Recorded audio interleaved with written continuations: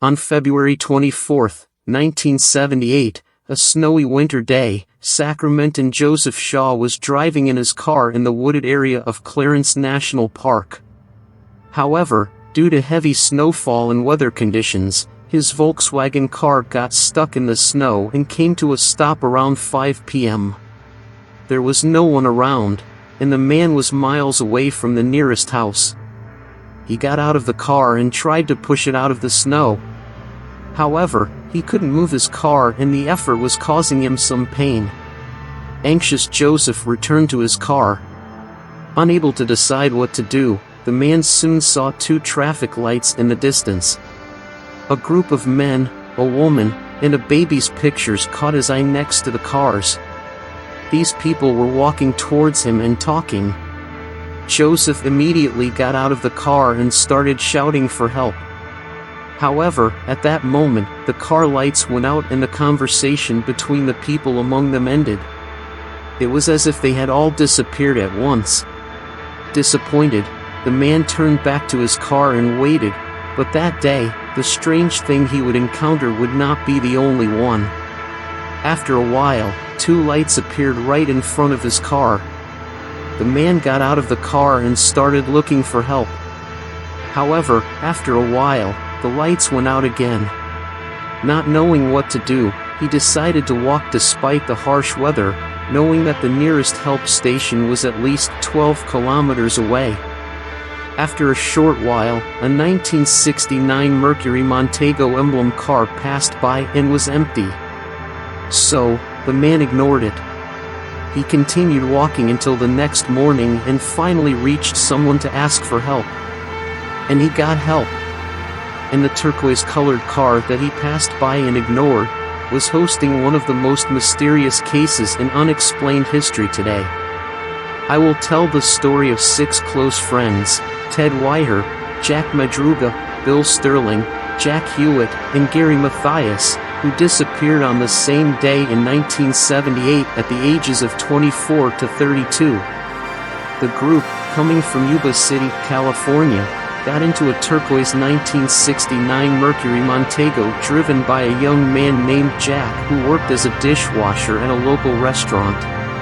They were heading to Chico to watch a basketball game at California State University that night. The plan was to meet, spend a few hours together, and then go back home. However, the universe had a different plan for them that night. The journey went smoothly. The boys arrived at the game and it ended around 10 p.m. with their favorite team winning. After the game, the 5 friends returned to the car and stopped at a nearby gas station to grab some snacks, cakes, chocolates, milk, and a few drinks. The gas station manager was a bit annoyed that they arrived at closing time. But he was the last person to see the 5 friends alive that night. The 5 young men didn't return home that night. Geographically, they lived in the south, but they decided to head east towards Oroville from Chico, then back to Oroville. They later entered the national park. Soon after, they got stuck in the snow like Joseph Shaw's. Hoping to be rescued and probably get help, they got out of their car. But what happened next was getting increasingly disturbing. When the boys didn't return home that night, their families decided to report to the police because none of them had plans to stay overnight. Not only did they not return, but the whereabouts of the car they were in were also a question mark. Captain Lance from the Yuba Police Department knew the boys as Ted Weiher was his brother's schoolmate. They started investigating immediately.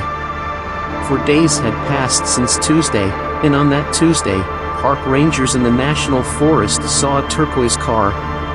The car was abandoned.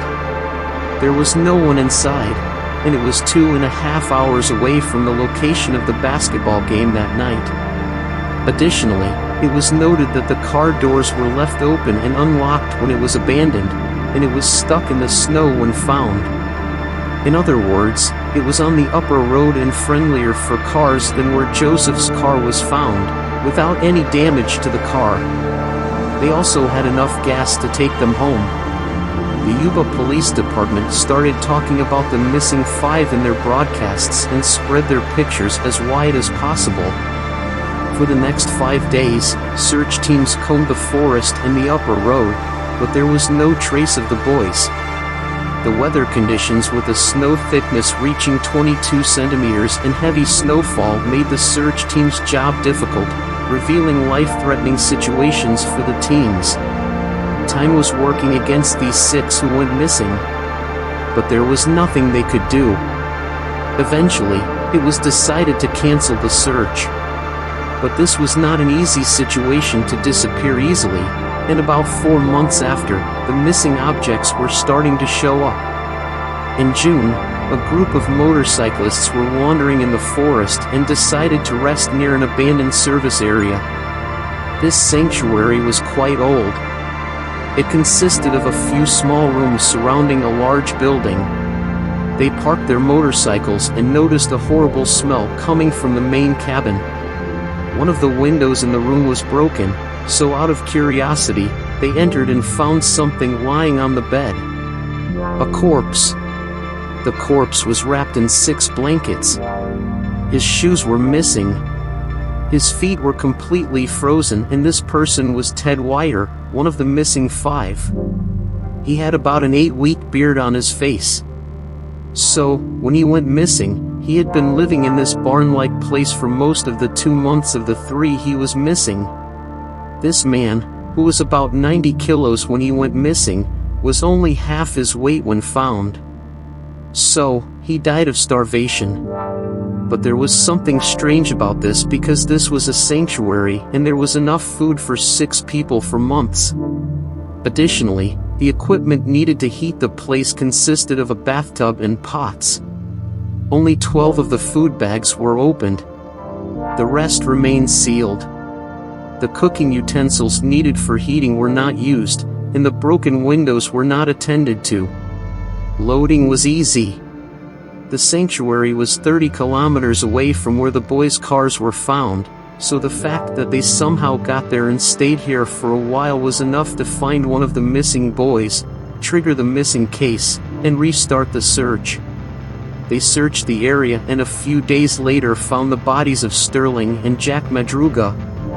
They were 5 miles downhill from where Ted was found. Some parts of Jack Madruga's body were eaten by wild animals. He had the car keys in his pocket. Only Bill's bones remained. A few days later, the missing boy's father Jack Hewitt found his son's belongings and some clothes in the neighborhood. They were a few kilometers north of the service area. Later, Jack's lifeless body or corpse was found. The police determined that the people found there were also in the service area where Ted was found. Ted's missing shoes were among the other bodies. So where was the 5th man of the team, Gary Mathias? Despite all efforts, he was nowhere to be found, neither at the service point nor where they left their cars. And even today, there is still no news of him. Leaving the service area and heading back home aside, the group was supposed to have fun after leaving the basketball game. Why didn't they return home? Why did they abandon the car when there was no problem with it, even when it started snowing? Jack Madruga and Gary Mathias were the only 2 people in the group who had a driver's license. So it was impossible for anyone else to drive the car besides them. Since the car belonged to Jack, the police officers and families believed he was the one driving it. When the car was found, Jack's windows were completely open, which made no sense considering the weather conditions. The group had maybe gone from Oroville to Chico for some fresh air or just for fun, and then returned. However, they did not return home later and, despite heavy snow, they diverted from the route and entered the forest. No damage was found on the vehicle during the examination. When police tried to start the vehicle at the scene, it started.